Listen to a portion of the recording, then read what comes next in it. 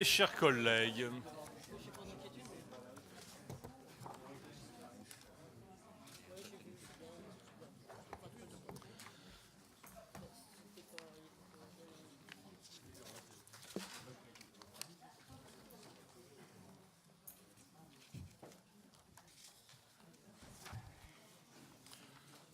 je vous propose de démarrer cette semaine. Alors le photographe, c'est pour les dernières nouvelles Alsace, c'est Laurent First qui fait sa publicité. Donc voilà.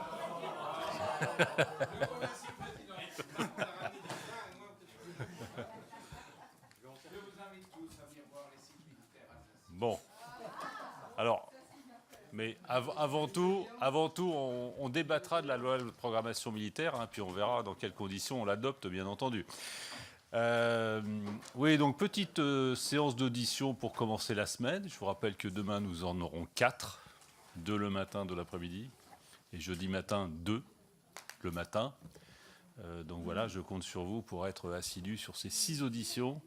12 heures de questions-réponses en 2 jours. Hein, c'est pour... voilà. Puis la semaine d'après, ça sera un peu pareil. Mais pour commencer, j'ai le plaisir d'accueillir M. Alain Charmeau, président du groupe Ariane Group, hein,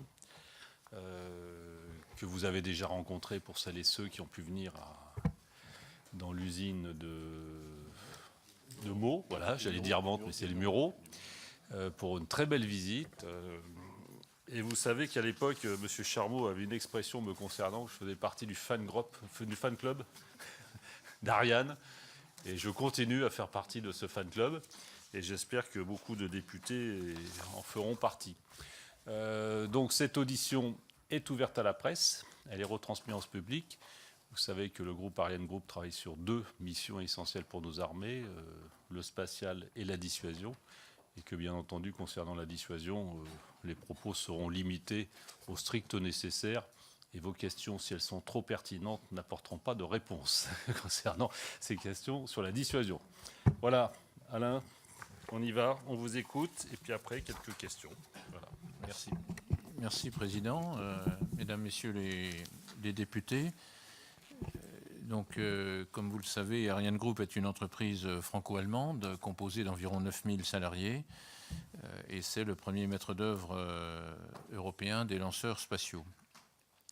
Ariane Group a été créé en 2016, et c'est donc le dernier né des grands industriels français de défense, et nous avons réalisé en 2017 un chiffre d'affaires de 3,4 milliards d'euros. Ariane Group est une entreprise intrinsèquement duale, étant maître d'œuvre des systèmes de missiles de la force de dissuasion océanique, ainsi que des lanceurs européens Ariane 5 et Ariane 6. Ce point de dualité est essentiel pour comprendre le mode de fonctionnement de notre filière depuis 50 années. Et au risque de paraître démodé, je pense qu'en matière de politique industrielle et de politique de défense, la continuité est un gage de réussite tout autant que l'innovation. Le succès pérenne de notre filière repose sur un modèle industriel spécifiquement français au sein d'une coopération européenne assumée. Évidemment, dans notre environnement, aussi bien civil que militaire, nous devons collectivement revisiter régulièrement ce modèle et améliorer nos pratiques. C'est précisément ce que nous faisons en ce moment même, comme vous le savez, pour comprendre toutes les raisons de l'anomalie de vol que nous avons connue lors du dernier tir Ariane 5 le 24 janvier, et bien sûr les corriger. Heureusement, Ariane 5 s'est comporté correctement et les 2 satellites sont en mesure de rejoindre leur orbite sans trop d'encombre. Depuis 15 ans, Ariane 5 n'avait subi aucune avarie ni aucune anomalie majeure. Aujourd'hui, je peux dire que les premières investigations internes montrent que l'anomalie résulte d'une mauvaise spécification d'un des paramètres de la mission spécifique pour ce vol. Mais vous comprendrez que j'attends les conclusions de l'enquête officielle en cours sous la présidence de l'Agence spatiale européenne. Avec la création d'Ariane Group et avec le programme Ariane 6, le modèle que j'évoquais est en cours d'évolution. Mais il faut se méfier des effets de mode.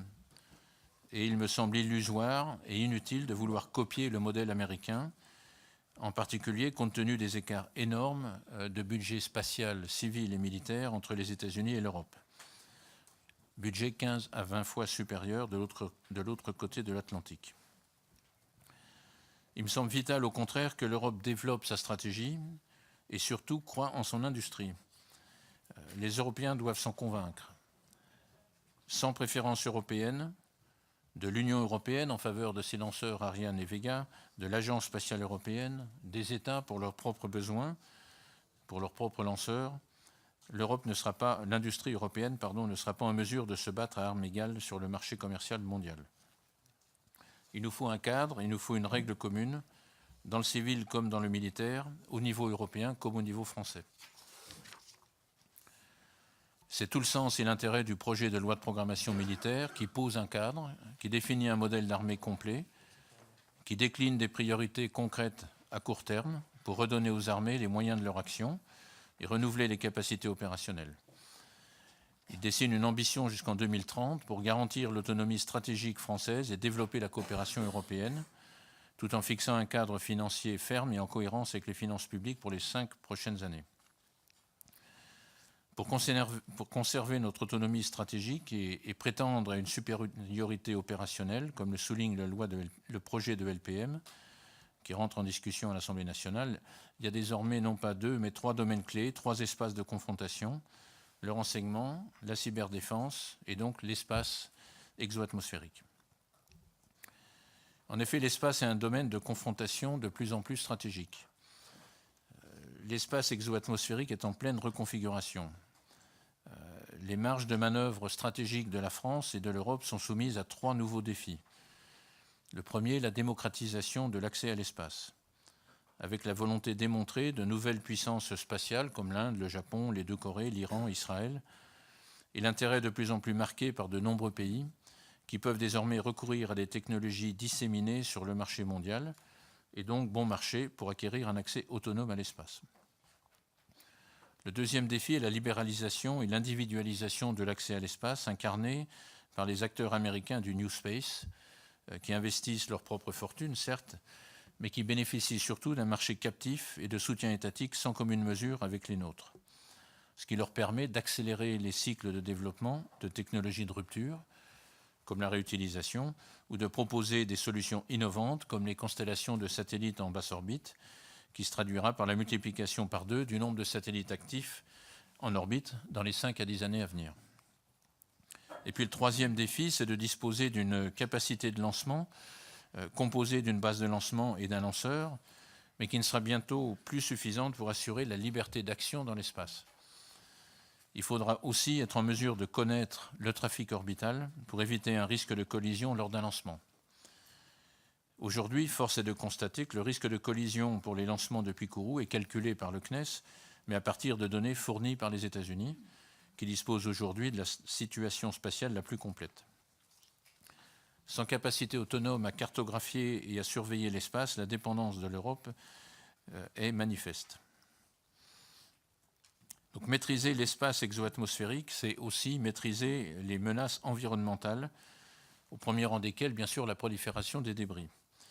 Mais c'est aussi, et en fait c'est surtout, maîtriser les menaces intentionnelles, comme les actions d'espionnage ou de sabotage, voire de destruction de nos satellites civils ou militaires, avec toutes les conséquences immédiates qui pourraient s'ensuivre pour nos concitoyens ou pour nos soldats en opération.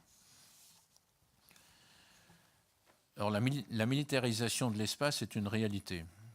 Et les grandes puissances mondiales disposent déjà de capacités spatiales extrêmement développées. La doctrine de Space Dominance américaine, visant à dénier l'accès à l'espace, en est l'exemple le plus abouti, mais d'autres pays comme la Chine, la Russie, l'Inde développent ces mêmes capacités au service d'une logique de guerre asymétrique. Tous investissent dans de nouvelles capacités différenciatrices destinées à leur assurer durablement la maîtrise du milieu. Des lanceurs lourds, le brouillage, l'écoute, les armes anti-satellites et antimissiles, les drones spatials manœuvrants, les planeurs hypersoniques, les satellites appelés butineurs, les lasers de puissance. C'est bien dans ce contexte politique que le projet de LPM s'inscrit lorsqu'il affirme que la France doit se doter des moyens de surveiller l'espace pour détecter les menaces et pour protéger nos satellites qui sont indispensables à notre autonomie stratégique. Compte tenu de ces enjeux et de par notre métier, qui est de placer des objets en orbite, Ariane Group a choisi d'être acteur de la surveillance spatiale européenne en développant un réseau dual de détection et de trajectographie des objets spatiaux. C'est un réseau de télescopes que l'on appelle GeoTracker, entièrement automatisé, réparti dans le monde et piloté depuis les Mureaux. Notre intérêt s'est porté initialement sur l'orbite géostationnaire, car elle accueille une population mixte de satellites commerciaux, ce sont la plupart des clients d'Arianespace, et des satellites institutionnels. À l'origine, nous avons été confrontés fortuitement à la réalité concrète de la menace spatiale en découvrant en 2012 un objet stationné à proximité d'un satellite militaire de communication Syracuse. Information que nous avons bien entendu immédiatement transmise à nos correspondants du ministère de la Défense. Depuis, ce type d'objet spécifique n'a cessé de se multiplier, comme en témoigne encore l'enregistrement en 2017 du déplacement sur l'arc géostationnaire d'un satellite étranger à qui on attribue des fonctions d'interception de communication. Aujourd'hui, notre réseau GeoTracker, couplé aux autres moyens du CNES, comme le réseau TARO, permet de mieux cartographier l'orbite géostationnaire. Et à titre d'exemple, 15% des objets que suivent les équipes d'Ariane Group ne font pas partie du catalogue public SpaceTrack que fournissent les Américains. Sur la base de ces observations que nous mettons bien sûr à la disposition des armées au travers d'un premier contrat avec le commandement interarmé de l'espace, nous réfléchissons à l'étape suivante, c'est-à-dire surveiller les orbites basses, les orbites Léo, entre 400 et 1200 km d'altitude, ainsi que les orbites au-delà de ces orbites basses. Le problème est plus difficile pour ces orbites basses que pour l'orbite géostationnaire, pour des raisons liées à la mécanique spatiale, les objets en orbite basse défilant très rapidement au-dessus de l'observateur situé au sol. Il y a trois fonctions à prendre en compte. La fonction de détection d'objets spatiaux, qui est aujourd'hui traitée par les États, compte tenu des investissements qui sont en jeu. Cette fonction de détection est aujourd'hui assurée par la France par le radar GRAVE, développé par l'ONERA et qui sera amélioré dans le cadre de la prochaine programmation. La deuxième fonction, la fonction de trajectographie, c'est-à-dire la détermination plus précise des orbites, est-elle duale.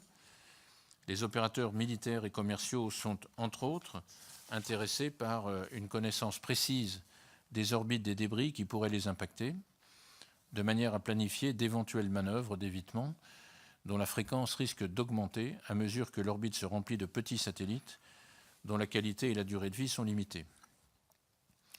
Or, la précision des orbites dans le catalogue public n'est pas garantie, ce qui laisse augurer d'une possibilité de marché commercial pour laquelle nous investissons dans les technologies laser, notamment pour les opérateurs de méga-constellations qui devront traiter un volume d'alerte collision sans précédent.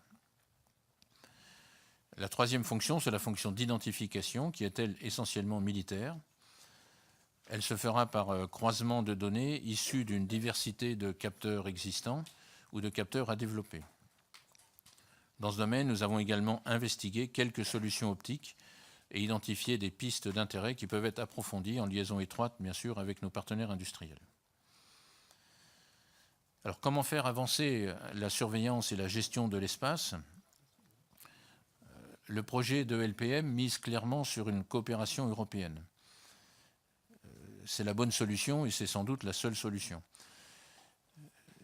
Parce que le maintien de l'autonomie d'appréciation dans un contexte de multiplication et de diminution de la taille des objets spatiaux ne pourra pas se faire à l'échelle nationale. Pour la France, qui dispose aujourd'hui des capacités les plus avancées en Europe, et pour ses partenaires européens, il s'agit donc d'accepter une codépendance sur certaines fonctions plutôt que le déclassement de l'Europe entière sur ce sujet. Il est donc nécessaire de converger avec nos partenaires européens sur, premièrement, les fonctions partagées et les fonctions souveraines, et deuxièmement, converger avec nos partenaires européens sur la gouvernance et la politique de gestion des données pour concilier les besoins nationaux et les besoins européens. Jusqu'à présent, les initiatives diverses portées par l'Agence spatiale européenne ou par l'Union européenne n'ont pas fait l'objet de véritables consensus et n'ont pas porté leurs fruits. Mais le contexte a changé.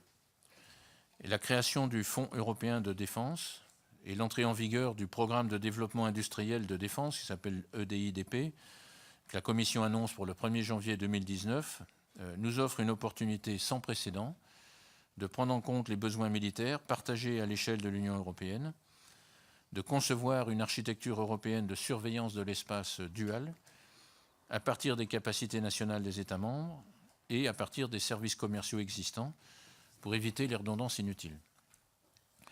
C'est le sens d'échanges récents que nous avons entamés entre le ministère des Armées et Ariane Group pour faire de la surveillance spatiale un des premiers projets de l'Europe de la défense.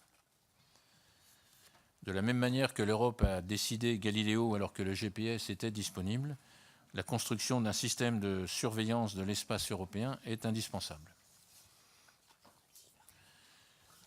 Quelques mots sur l'espace en tant que champ de la bataille balistique.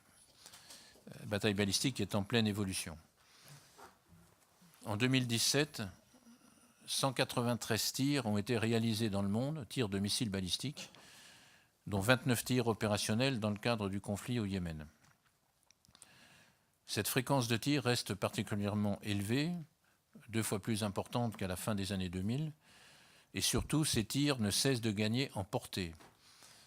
La moitié de ces tirs étaient à des portées supérieures à 1000 km. Ce qui tend à démontrer que les missiles balistiques font l'objet d'une accélération dans leur développement. Ce contexte géopolitique, cette suractivité balistique à laquelle nous assistons, est évidemment prise en ligne de compte dans les orientations stratégiques réaffirmées par la France dans le projet de LPM. En ce qui concerne l'industrie, le maintien de la crédibilité de notre force de dissuasion océanique repose sur une filière qui sait acquérir une vision réaliste des menaces actuelles et qui sait anticiper les menaces futures, identifier et faire arriver à maturité les innovations technologiques pour garantir ainsi l'invulnérabilité du sous-marin et la pénétration des charges utiles du M51. C'est le sens de la logique incrémentale adoptée en France dès le milieu des années 2000 et qui permet de faire évoluer progressivement le système d'armes M51 pour adapter en permanence les performances du missile et de ses charges utiles à l'évolution du contexte géostratégique. Aujourd'hui, les sous-marins de la Marine nationale sont tous équipés de missiles M51 dans ces 2 versions, M51.1 et M51.2. Le projet de loi de programmation militaire confirme la mise en service à partir de 2025 du M51.3, dont les performances seront adaptées aux évolutions des besoins opérationnels par la refonte du 3e étage du missile, prenant en compte en particulier la capacité d'emport d'une nouvelle charge militaire. 2 précisions que je souhaite apporter. Quand on parle de missiles balistiques, comme vous l'avez vu pour ceux qui sont venus visiter nos usines, on parle en vérité d'un véritable système d'armes avec ses moyens de production, ses moyens d'essai, son MCO au sol, ses moyens d'intégration, ses moyens de mise en œuvre sur le site de l'île Longue jusqu'à bord du sous-marin, et également ses moyens de simulation pour la pénétration des missions, sa charge utile comprenant également des aides à la pénétration, simulation également pour la maîtrise de la rentrée atmosphérique à des vitesses supersoniques. Deuxième précision, je voulais apporter ici, c'est que toute évolution du missile qui devra permettre d'apporter les réponses appropriées à l'évolution des menaces, cette évolution devra se faire à volume constant, à savoir le volume du tube qui reste de la même dimension dans le SNLE actuel et dans le futur SNLE 3G. Les gains de performance du missile M51 ne seront donc issus que de progrès technologiques et donc par un investissement significatif et continu en matière de R&T. La suite, effectivement, commence à se préparer. Il nous faut continuer d'anticiper l'évolution des menaces et faire arriver à maturité les innovations technologiques, voire identifier des ruptures éventuelles comme l'hypermanœuvrabilité et l'hypervélocité. C'est la raison pour laquelle le projet de loi de programmation militaire prévoit un effort en matière d'études amont pour apporter des éléments de choix et des solutions techniques afin de lancer le développement du prochain incrément du missile, le M51.4, en 2021. Enfin, à l'échelle européenne et dans ce contexte de multiplication du nombre d'essais de missiles balistiques, dans ce contexte de modernisation des arsenaux nucléaires, il y a nécessité de se doter de moyens communs avec nos alliés pour être en mesure d'identifier un agresseur éventuel, ce qui requiert au minimum d'investir dans une capacité d'alerte avancée, comme l'évoque le projet de LPM. C'est, je l'espère, un autre programme du volet spatial de l'Europe de la défense. En conclusion, pour cette introduction, la loi de programmation militaire devrait apporter la confirmation d'un modèle d'armée complet avec 2 priorités partagées, l'autonomie stratégique et le renouveau de la coopération européenne. Dans ce cadre, nous aurons 2 points d'attention budgétaire. La dissuasion, qui relève donc du mode souverain, avec le renouvellement des 2 composantes qui doivent être entérinées au cours de la loi de programmation militaire. C'est un cycle de renouvellement immuable et indispensable à comparer avec les autres puissances dotées. La revue nucléaire américaine vient d'annoncer plus de 12 nouveaux SNLE. Le renouvellement est en cours en Russie et la Chine monte en puissance rapidement.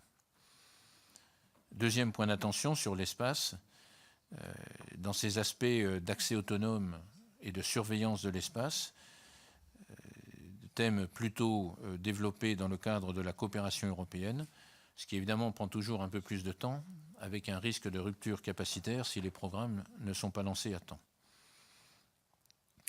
Je terminerai par une interrogation. La montée progressive à 1 milliard d'euros des études amont est essentielle, mais est-il possible de l'affiner, voire d'en accélérer le calendrier d'ici 2022 ? Parce que la compétition mondiale se joue d'abord dans les technologies, avec des ruptures identifiées, les ordinateurs quantiques, l'armement hypersonique, l'intelligence artificielle, les nanotechnologies, les armes à effet dirigé, les lasers. L'industrie doit atteindre une certaine maturité technologique pour pouvoir donner à l'État les éléments pour faire les bons choix et pour répondre aux évolutions du contexte géostratégique. Et puis, ces études amont sont nécessaires également pour préparer la mise en œuvre des grands programmes capacitaires européens à partir de 2021, dans le cadre européen du prochain cadre financier pluriannuel de 2021 à 2027. Voilà pour moi. Merci pour ce propos introductif. 22 questions. Monsieur Alexis Corbière, qui débute. Merci pour ce propos. Merci, Président, de me donner la parole si rapidement.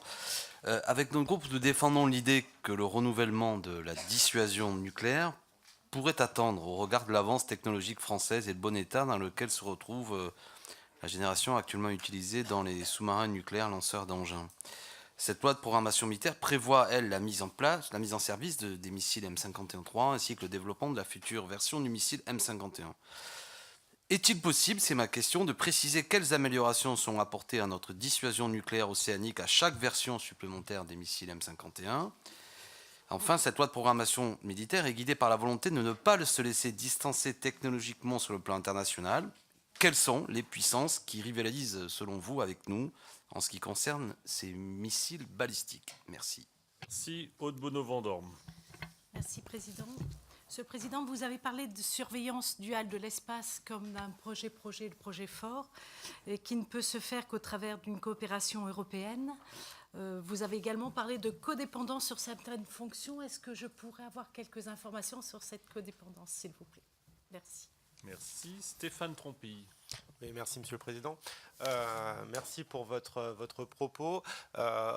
On a parlé un peu de budget et actuellement, on sait qu'il y a eu ça a été fait en grande pompe aux États-Unis avec les lancements SpaceX.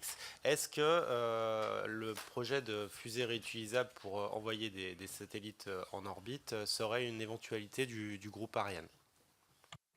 André Chassaigne. Oui, on est dans un domaine où il y a une imbrication du civil et du militaire, en quelque sorte, avec les lanceurs. Or, dans un rapport de juillet 2016 qui avait été confié à Vincent Dedieu, directeur général de l'armement, et Laure Ménétrier, direction générale des entreprises, avait été souligné en particulier l'exigence d'une augmentation ciblée des investissements publics pour renforcer la filière, avec un constat d'un risque de déclassement de la France dans le domaine des satellites et des menaces sérieuses à moyen terme dans le domaine des lanceurs. Donc ma question est de savoir, dans le cadre de la loi de programmation militaire, comment se construit les participations financières qui permettent d'améliorer, comme vous l'avez bien démontré, l'importance au niveau militaire, hein, pour mieux se protéger au regard du fait que le ciel aujourd'hui est un domaine à renforcer. Est-ce que cette loi de programmation militaire vous donne des moyens suffisants et comment ça s'articule avec les moyens qui sont donnés au niveau civil? Merci. Laurent Furst. Oui, merci Monsieur le Président. ArianeGroup est essentiel pour notre système de sécurité, pour nos armées, pour l'accès militaire de l'espace, pour les missiles balistiques installés sur nos SNLE. Pourtant, Président, lorsqu'on s'est rencontrés au Muro et aujourd'hui encore, vous semblez inquiet quant à l'avenir de l'entreprise, inquiète quant aux concurrences nouvelles. Alors la question que j'aimerais vous poser, pour l'entreprise, la concurrence, c'est d'abord quoi? C'est d'abord des nouveaux entrants avec des prix particulièrement bas, ou est-ce que c'est un saut technologique qui demande des investissements considérables pour l'entreprise? Est-ce que vous pourriez nous préciser ces points? Merci. Merci. Et la dernière question pour cette série, Frédéric Lardet. Merci, Monsieur le Président. Depuis quelques années, les agences spatiales ne sont plus les seules à investir dans le secteur. Vous l'avez souligné, des centaines d'entreprises privées, américaines notamment, regroupées sous le terme de New Space, deviennent des acteurs majeurs. En 2016, entendu dans le cadre de la mission Open Space, l'ouverture comme réponse aux défis de la filière spatiale, vous aviez insisté sur l'importance de créer un écosystème de start-up favorisant les initiatives New Space à la française, s'appuyant notamment sur la maximisation de l'effet de levier du financement public. Parmi les réalisations figurait le fameux projet de micro-lanceur Sparrow, qui aurait été financé par un partenariat public-privé. Outre est un projet pilote du New Space pour la France et l'Europe, il aurait pu favoriser la recherche spatiale pour un accès rapide et bon marché à l'espace. Finalement, ce projet de micro-lanceur spatial a été abandonné en octobre 2017, laissant les Américains seuls sur ce segment. Donc ma question, c'est quelles leçons tirez-vous de cet abandon? Et pour la prochaine LPM, dans ses orientations et les moyens donnés au secteur spatial, peut-elle éviter que cela ne se reproduise à l'avenir? Merci.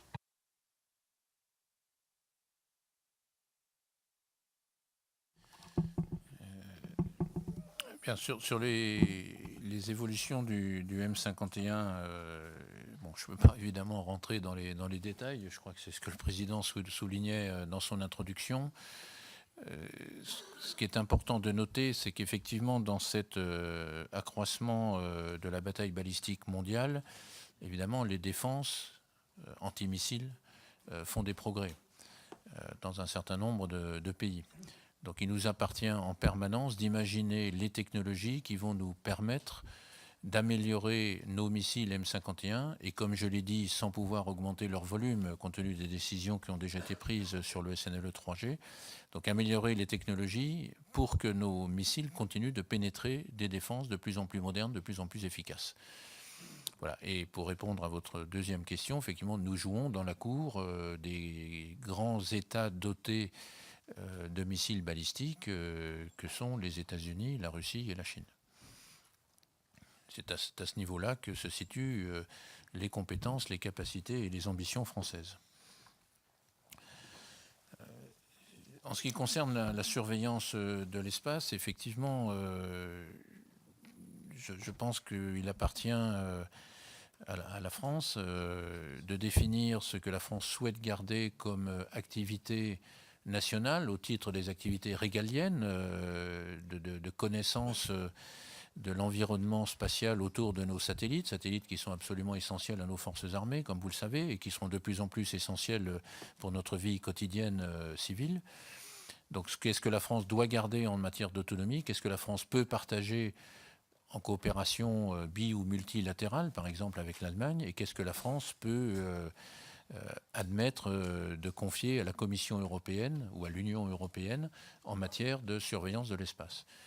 Alors imaginez un grand système d'architecture de surveillance de l'espace réparti dans le monde entier, effectivement, est probablement quelque chose qui nécessitera d'être traité au niveau de la Commission européenne. Mais j'imagine qu'un certain nombre de moyens, le radar grave, notre réseau GeoTracker, peuvent être mis à disposition de la France dans une approche de souveraineté pour avoir sa propre idée, effectivement, de ce qui se passe dans l'espace, en particulier autour de nos satellites militaires. Ensuite, en ce qui concerne peut-être la dualité et les questions d'investissement, effectivement, j'avais eu l'occasion de l'exprimer devant la revue stratégique de défense qui a préparé la préparation de la loi de programmation militaire. Nous sommes sur un modèle français très particulier qui n'est pas comparable au modèle américain, puisque nous avons des investissements en matière de défense qui permettent effectivement de développer, de garantir, de pérenniser des compétences et des technologies, compétences humaines, et des technologies absolument essentielles. Nous avons besoin de la coopération européenne autour des programmes Ariane, qui nous apportent bien sûr des compléments de compétences, qui nous apportent, y compris en France, des compléments de compétences, qui nous apportent également la régularité des essais en vol, 6-7 tirs d'Ariane par an, alors que nous faisons un tir de missile balistique tous les 2 ans. Donc cette compétence de réaliser des essais extrêmement complexes, comme le tir d'un lanceur, est quelque chose qui nous est apporté par le succès d'Ariane qui n'existe que par la coopération européenne. Et puis financement également privé, alors à commencer par celui d'Ariane Group, qui investit 400 millions d'euros avec nos partenaires industriels dans le développement d'Ariane 6. C'est quand même une somme extrêmement considérable. Et puis investissement privé qu'il faut aller chercher de plus en plus auprès d'investisseurs privés.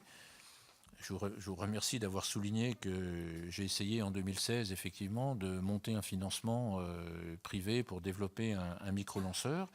Bon, le projet n'a pas vu le jour pour un certain nombre de raisons, hein, pas uniquement des raisons financières, mais c'est très certainement quelque chose qu'il nous faut envisager pour le futur, de façon à avoir cette composante d'investissement privé pour contribuer au financement de technologies. Alors, soit en direct avec des sociétés comme Ariane Group ou nos partenaires industriels habituels, soit effectivement avec des tissus de start-up avec lesquels nous discutons.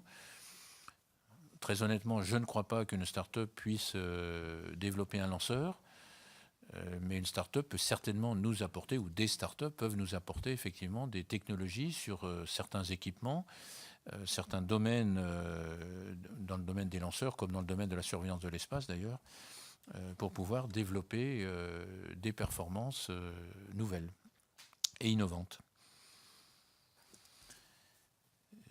Alors, la question, je ne suis pas inquiet du tout. Moi, je suis extrêmement ambitieux. Si nous avons créé Ariane Group très très vite sur initiative, là aussi privée, hein, venant des 2 groupes Airbus et Safran, mais avec un soutien total de la puissance publique française depuis le début de la création d'Ariane Group, c'est parce qu'effectivement je suis ambitieux, je crois et je suis absolument convaincu qu'Ariane Group sera une société qui réussira, grâce une fois de plus à ce modèle spécifiquement français, la défense, l'accès à l'espace civil, mais à des fins d'autonomie d'accès à l'espace pour la France et pour l'Europe, et puis dans des modèles de financement innovants. Je suis ambitieux, mais absolument convaincu que nous réussirons. D'abord parce que la suite des succès du M45, du M51, la permanence à la mer que la France est capable d'assurer dans sa composante océanique, la répétition des succès d'Ariane 5 montre que nous avons des compétences. Nous avons maintenant, alors sous réserve que évidemment l'Assemblée nationale l'approuve, une loi de programmation militaire qui est également ambitieuse, y compris en matière d'innovation avec des PEA à hauteur d'1 milliard d'euros, que je souhaite effectivement voir atteint ce chiffre d'1 milliard le plus vite possible. 2022. Oui, j'essayais de négocier. Moi, je parle de la LPM, après on verra si on a un amendement. Non, j'émettais un souhait, effectivement, parce que je soutiens effectivement cette démarche et j'émettais le souhait qu'on puisse anticiper cette échéance de 2022. Nos compétiteurs, effectivement, bénéficient de technologies très avancées. La bataille sur les prix, elle ressort avant tout de la bataille sur la technologie. Je ne sais pas si je réponds clairement à votre question, mais c'est par la technologie qu'on arrive à faire baisser les coûts des lanceurs. Bien évidemment, nous nous occupons, ne serait-ce qu'en créant Ariane Group, d'être plus efficace en matière de gestion de l'entreprise, en ayant une entreprise de taille plus importante que les entreprises précédentes. Mais l'écart principal vient des investissements technologiques.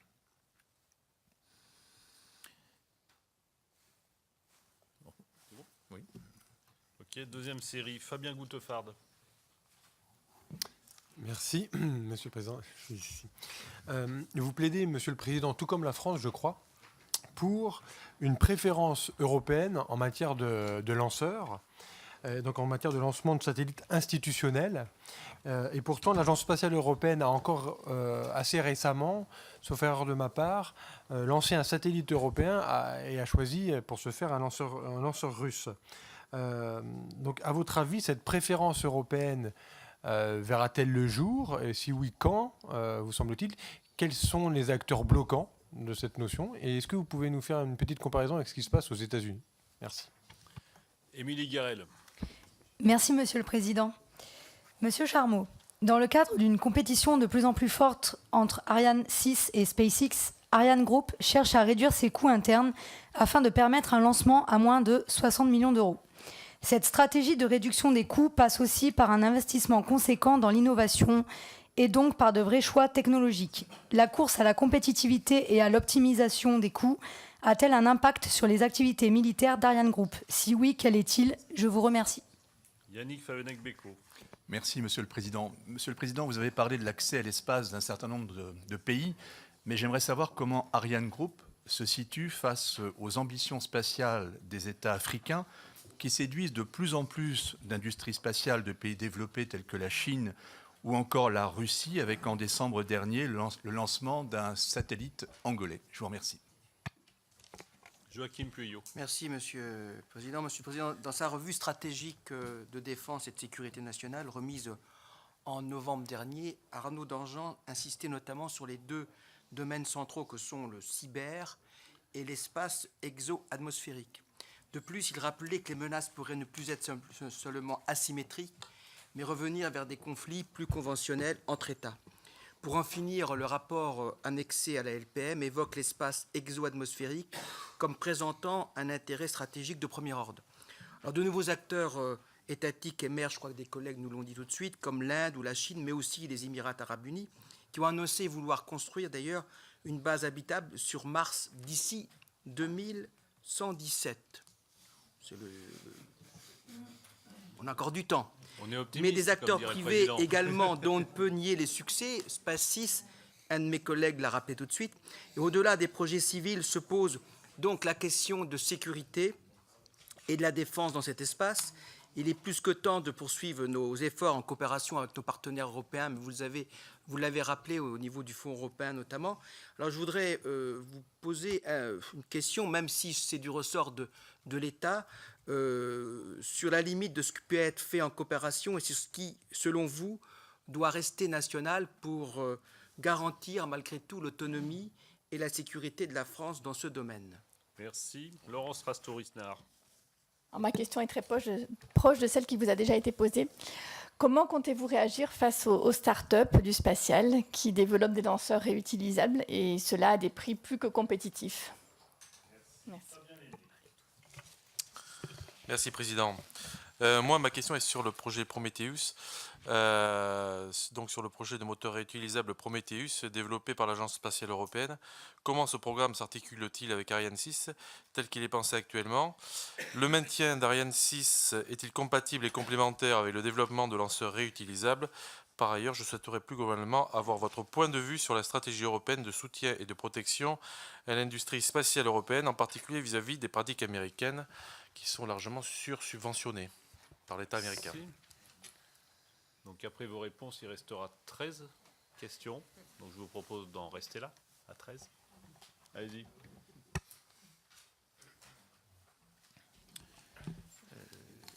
Sur le sujet de la préférence européenne, qui est un sujet effectivement extrêmement important et Je crois que vous m'avez entendu depuis la création d'Ariane Group en 2014 sur ce sujet. Nous avons une échéance à très court terme, au mois de mars prochain, à l'occasion d'une, on va appeler une revue de programme de l'Agence spatiale européenne. Effectivement, en 2014, quand nous avons démarré le programme Ariane 6 avec un partage des engagements, un partage des risques entre les États et l'industrie, effectivement, il y avait l'objectif d'un engagement des États à commander 5 lancements par an.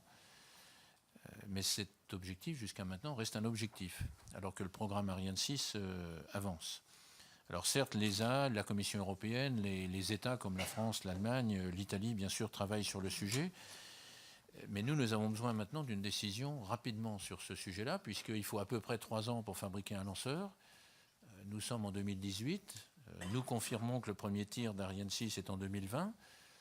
Donc il nous faut des commandes pour alimenter les chaînes de production et avoir des lancements à réaliser avec Ariane 6 en 2021. De plus, pour arriver à fixer un prix sur le marché commercial face aux concurrents que vous avez évoqués dans vos questions, il faut quand même que j'ai une petite idée du volume de production que je vais avoir dans les années 2021, 22, 23, qui sont les années pour lesquelles, à travers notre filiale Ariane Espace, nous sommes consultés pour réaliser des lancements d'Ariane 6. Donc effectivement, l'engagement de 2014, qui était Ariane Group s'engage à conquérir une part du marché commercial grâce à des prix compétitifs, et les États s'engagent à lancer leurs satellites institutionnels avec les lanceurs européens. Ce partage reste d'actualité, il faut maintenant prendre la décision. Et ça devient absolument critique. Il nous faut l'engagement de ces États et de la Commission européenne et de l'Agence spatiale européenne ce printemps, si possible, à la réunion du mois de mars. Et je pense très sincèrement qu'une impulsion politique française ou franco-allemande serait très utile dans les semaines qui viennent. Alors la Commission européenne, elle, bouge, puisqu'elle est la première à avoir commandé 2 lanceurs Ariane 62, et elle a annoncé qu'elle était prête à proposer cette préférence européenne au Parlement européen dans le cadre des discussions sur le prochain budget de l'Union européenne. Mais ça va prendre un certain temps, et comme je l'ai dit, il y a maintenant urgence à ce que nous ayons une décision sur cette préférence européenne pour des lanceurs européens financés par les taxpayeurs européens. Voilà pour les questions sur la préférence européenne, qui est effectivement un sujet vraiment très très important,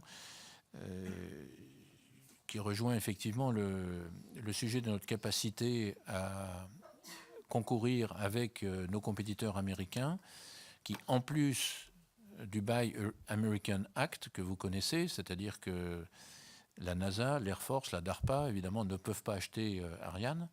Ils doivent acheter des lanceurs américains. Mais en plus, ils achètent ces lanceurs américains à un prix très nettement supérieur au prix commercial du marché mondial. Ce qui est aussi une deuxième façon, effectivement, de soutenir l'industrie américaine. Quand nous demandons la préférence européenne pour les lanceurs européens, nous ne sollicitons même pas que ce soit à un prix au double du prix commercial. Nous souhaitons simplement avoir cette préférence européenne à des conditions commerciales acceptables. Bon, en ce qui concerne la question sur les ambitions africaines,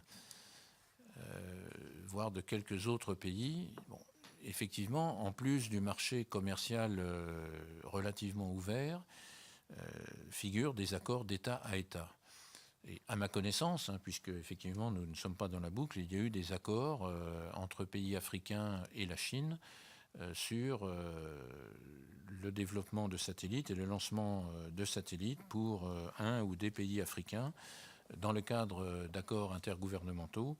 Il y a des conditions de financement que je ne connais pas, mais on peut imaginer que la Chine ait financé la totalité du programme. Donc là, on est dans un cas tout à fait particulier d'accord d'État à État, qui est encore un cas différent du marché captif américain ou du marché commercial totalement ouvert. Alors, en ce qui concerne le réutilisable, il n'y a pas de start-up qui fabrique des lanceurs. Il y a beaucoup de communication sur des start-up qui peuvent contribuer à quelques technologies utiles pour des lanceurs. Il n'y a aucune start-up dans le monde qui ne fabrique et qui ne réussisse à lancer des lanceurs, même s'il existe un certain nombre de projets. Le concurrent américain dont vous entendez beaucoup parler est plus gros qu'Ariane Group. En ce qui concerne ses effectifs, si je compare aux effectifs d'Ariane Group hors activité de défense, puisqu'il n'a pas d'activité de défense. Ce qui, une fois de plus, c'est un avantage pour nous, hein, bien évidemment. Donc il faut tuer ce canard-là. Ce n'est pas une start-up, c'est une société de plus de 7000 personnes qui a bénéficié d'environ 9 milliards de dollars d'investissement public américain, investissement ou commande de lancement, et probablement aux environs de 3 milliards d'investissements par des fonds privés. Donc nous sommes bien petits par rapport à effectivement ce concurrent américain, et nous existons une fois de plus grâce à la dualité, comme vous l'avez évoqué tout à l'heure, entre les investissements de défense et notre compétitivité sur le marché commercial. Nous existons grâce à une continuité d'investissement depuis 50 ans qui nous ont amenés en France et avec nos partenaires européens sur Ariane à avoir des compétences très importantes. Par exemple, la propulsion cryogénique, par exemple la propulsion solide, qui sont deux modes de propulsion que n'utilise pas le concurrent américain que vous avez à l'esprit.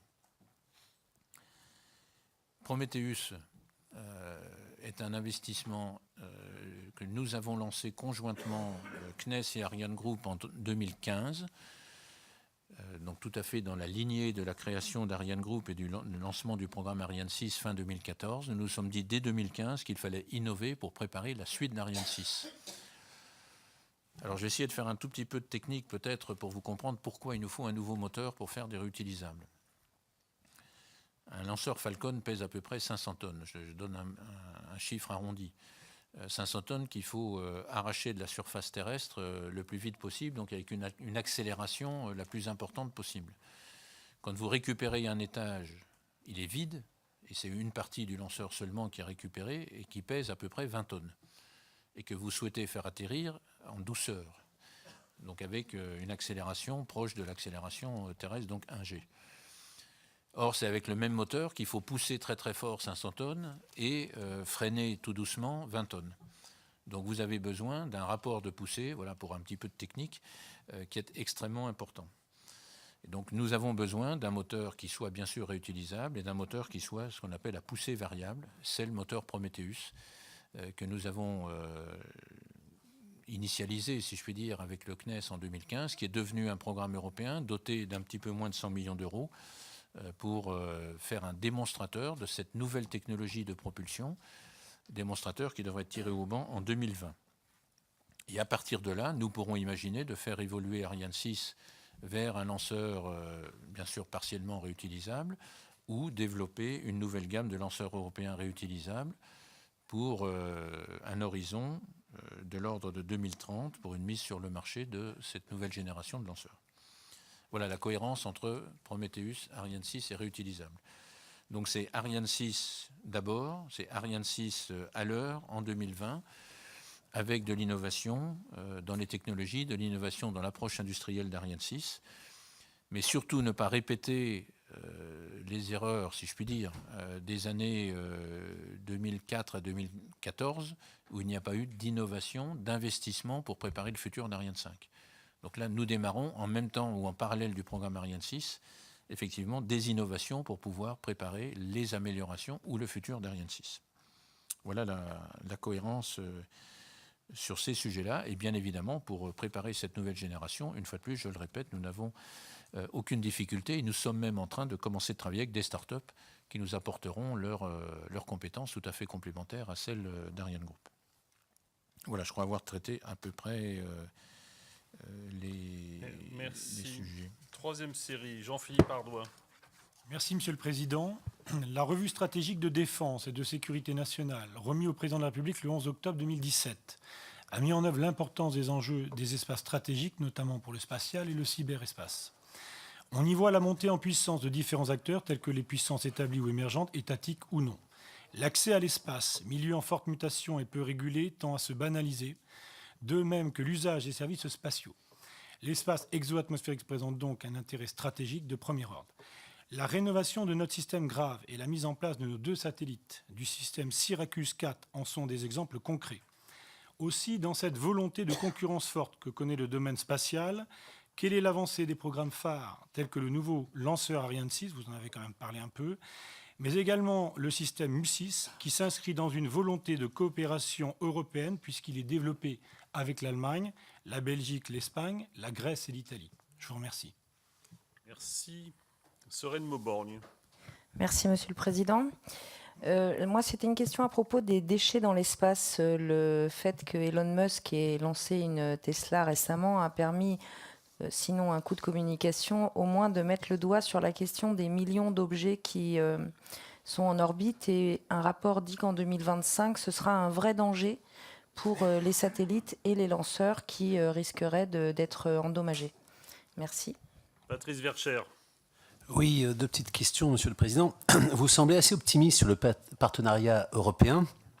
Pourtant, souvent, nos partenaires, non pas des moindres comme l'Allemagne, fait un peu de son côté. On a vu fin novembre, alors même si ça vous concerne peut-être pas directement, mis fin aux accords de Shawinigan qui avaient été signés en 2002 avec notre pays, en passant notamment commande de 400 millions d'euros au constructeur allemand OHB System pour la réalisation de 2 satellites d'observation d'optique. Peut-on dès lors parler de renouveau de la politique européenne dans le domaine spatial? Et enfin, le Brexit semble également poser des problèmes de financement pour certains projets spatiaux, malgré leur importance pour la politique spatiale européenne. Donc, quelles conséquences aura le Brexit sur les différents projets spatiaux? Merci. Séverine Gibson. Merci, Monsieur le Président. Monsieur le Président, je suis ici. Dans le domaine militaire, le libre accès et l'utilisation de l'espace exo-atmosphérique sont des conditions de notre autonomie stratégique dans la mesure où les satellites fournissent des services essentiels aux opérateurs militaires. En même temps, l'accès à l'espace, milieu en forte mutation et peu régulé, tend à se banaliser. Cet espace exo-atmosphérique représente donc un intérêt stratégique de premier ordre, comme l'a récemment souligné la revue stratégique.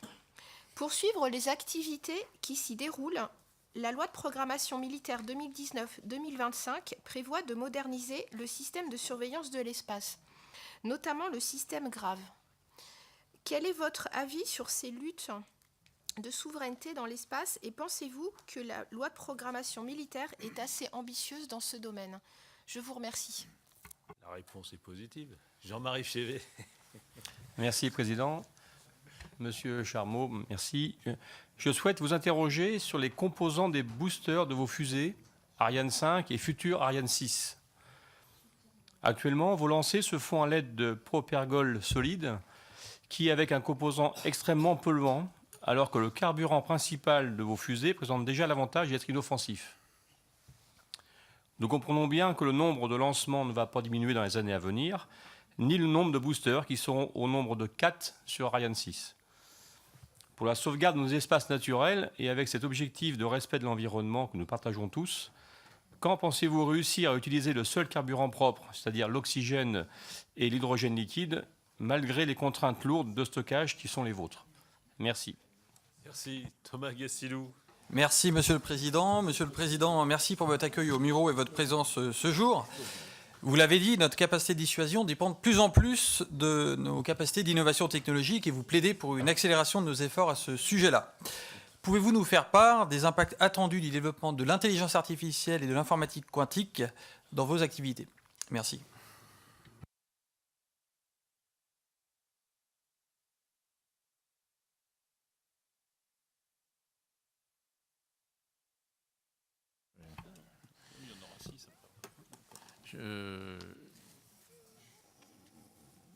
Pour ne pas tourner autour du pot, je ne me prononcerai pas sur les questions concernant les satellites, puisque ça ne relève pas du domaine d'Ariane Group. Et je suis persuadé que vous aurez l'occasion d'avoir d'autres auditions avec des gens beaucoup plus pertinents que moi pour parler des satellites, que ce soit les programmes MUSIS ou le programme allemand Georg.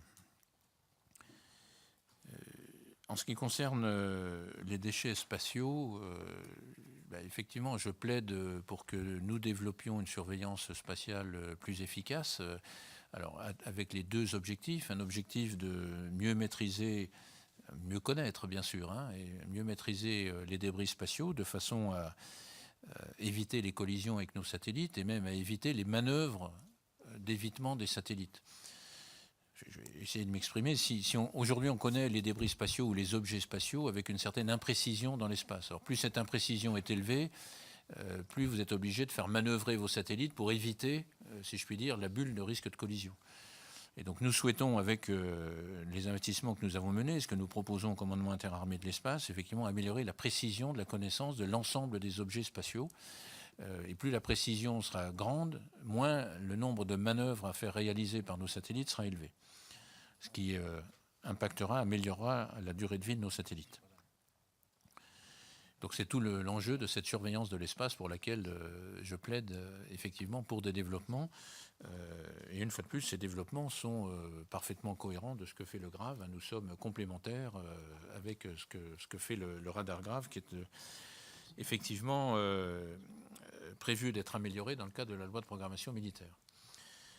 Donc effectivement, vous l'avez, plusieurs de vos questions l'ont souligné, il y a un intérêt stratégique pour ce domaine spatial, stratégique pour nos satellites, stratégique pour la surveillance de ce qui s'y passe, stratégique pour avoir une liberté d'action dans l'espace, c'est-à-dire la liberté de tirer nos lanceurs Ariane 5, bien sûr liberté de tirer nos missiles balistiques et garantie de la pénétration de nos charges utiles de missiles balistiques.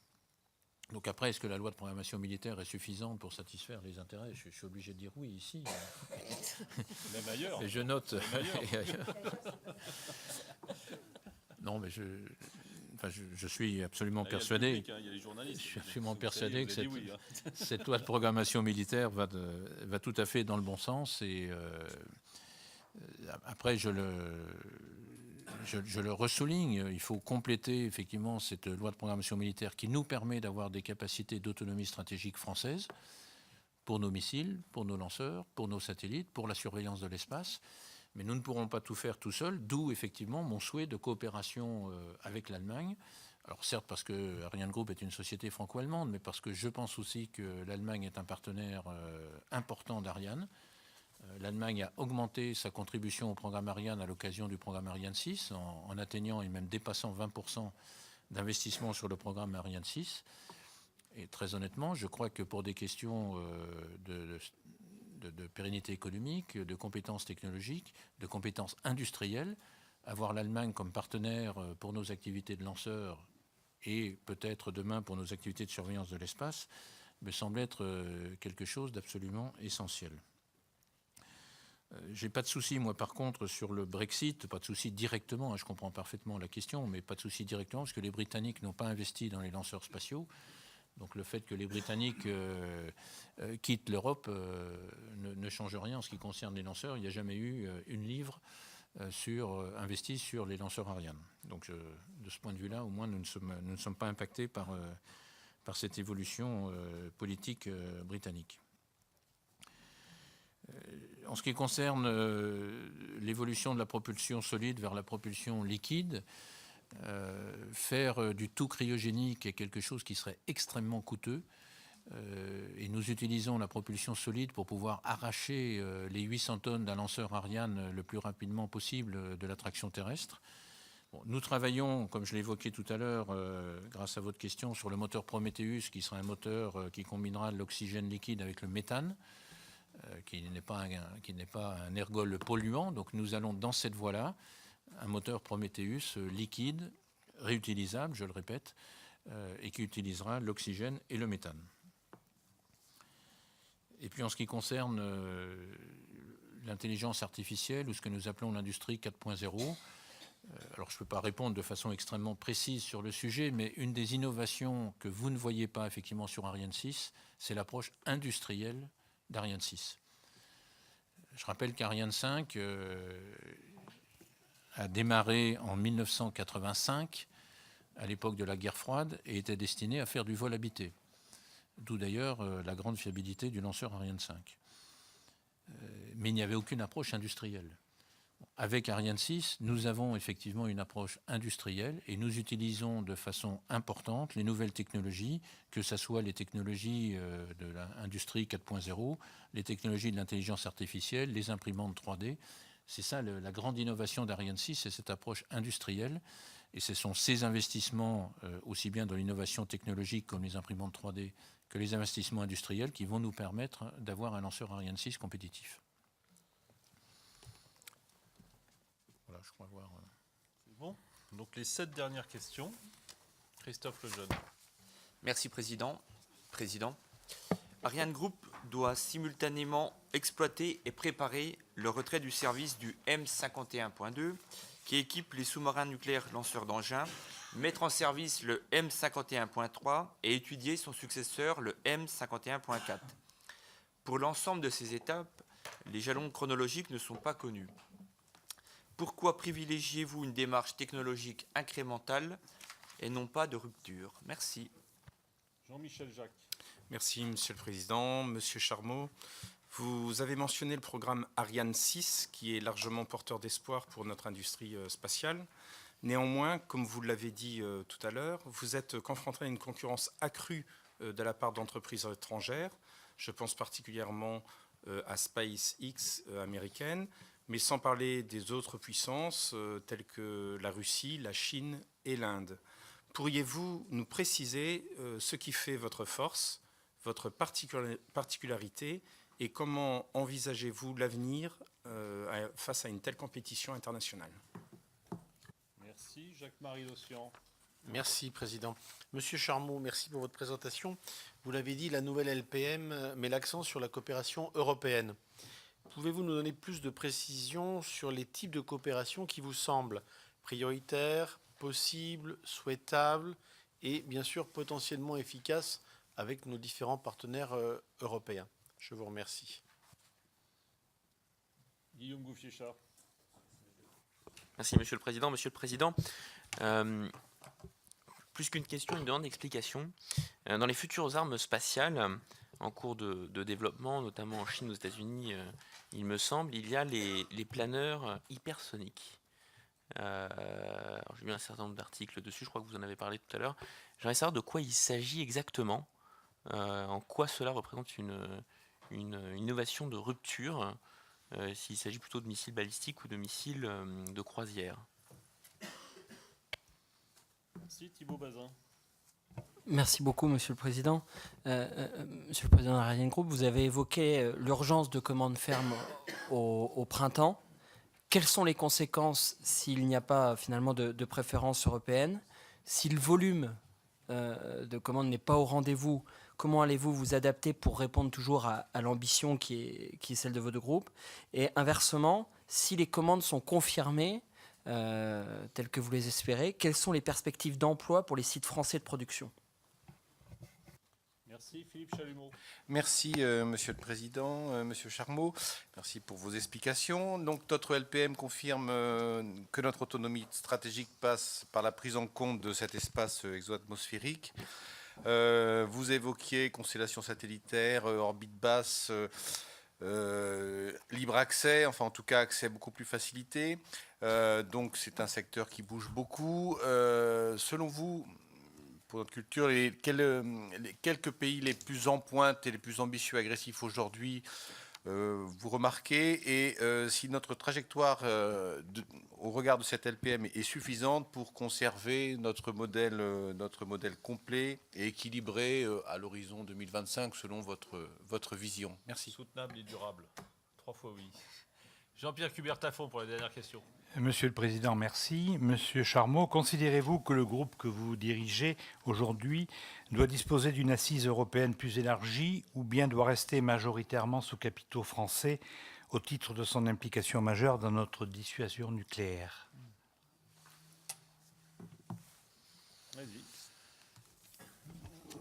Alors sur les questions effectivement concernant les évolutions du missile M51, donc le M51.2 vient d'être mis en service, donc il va rester en service encore pour quelques années.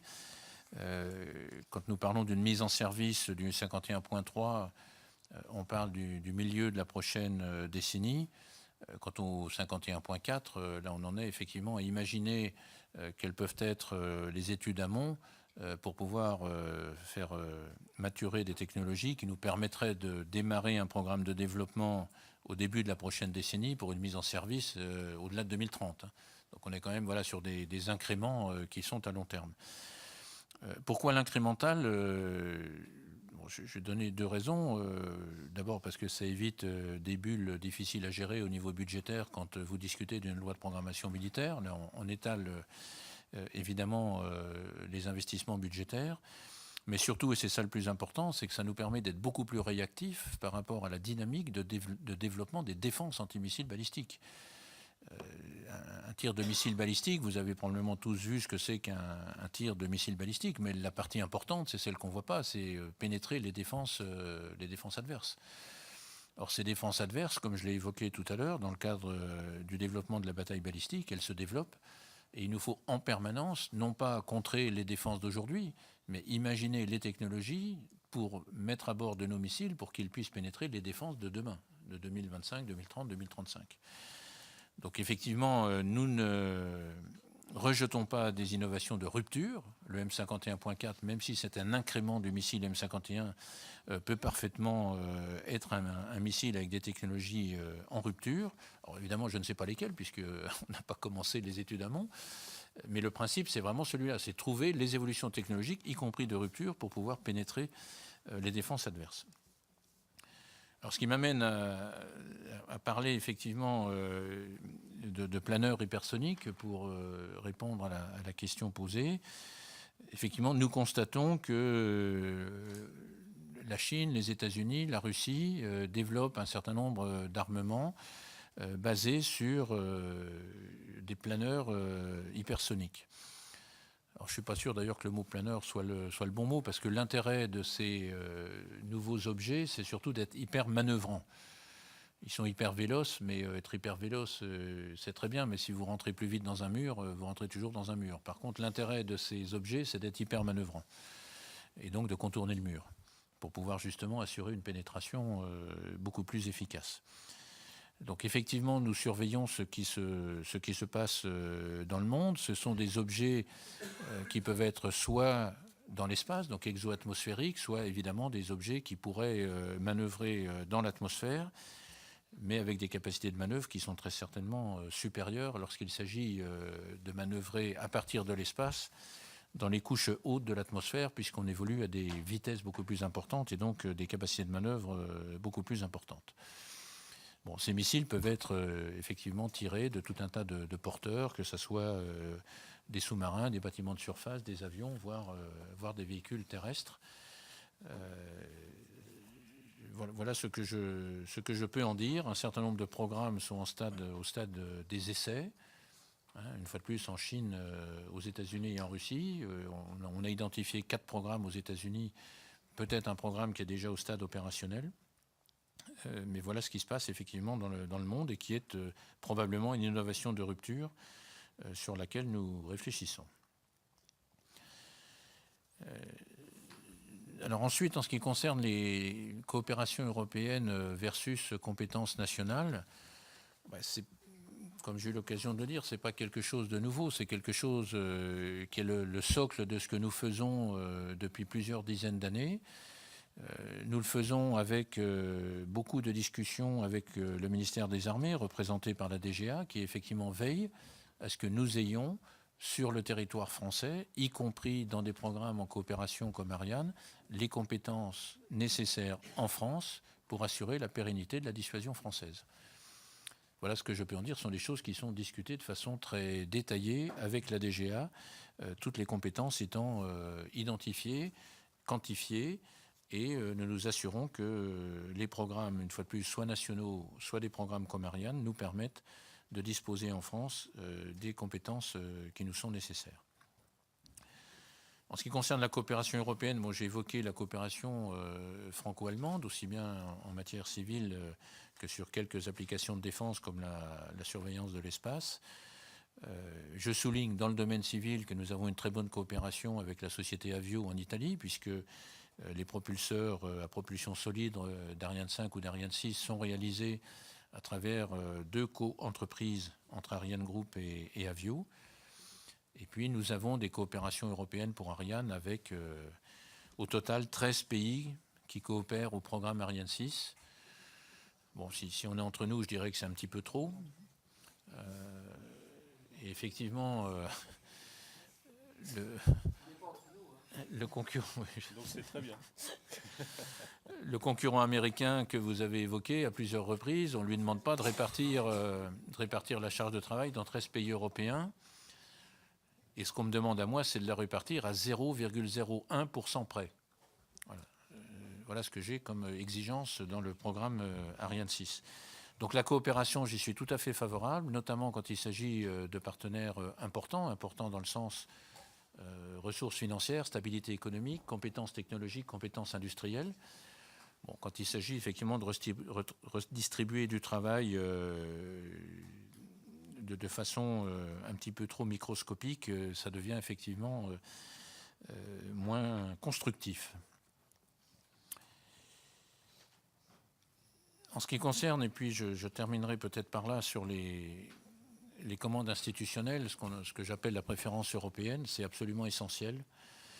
C'est absolument essentiel avec des conséquences directes sur l'emploi, non seulement chez Ariane Group, mais c'est l'ensemble de nos partenaires industriels. Ariane Group fait vivre des centaines de PME en France. Nous faisons également travailler d'autres grandes sociétés françaises, ne serait-ce que Safran ou Thales, pour ne citer qu'elles. Et il est absolument essentiel que nous ayons ces commandes.